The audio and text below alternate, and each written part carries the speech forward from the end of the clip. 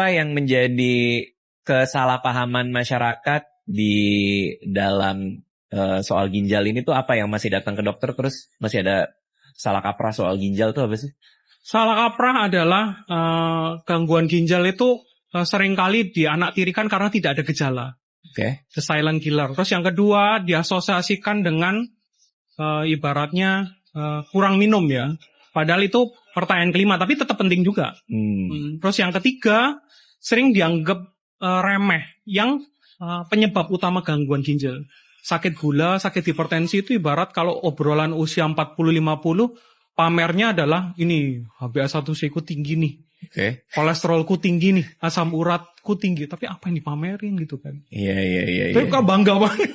Iya. Tapi kan ya nggak apa-apa sih kalau seru-seruan. Tapi kan maksudnya jangan sampai itu dibiarkan lah maksud saya. Iya. Terus habis itu hati-hati juga penggunaan obat nyeri.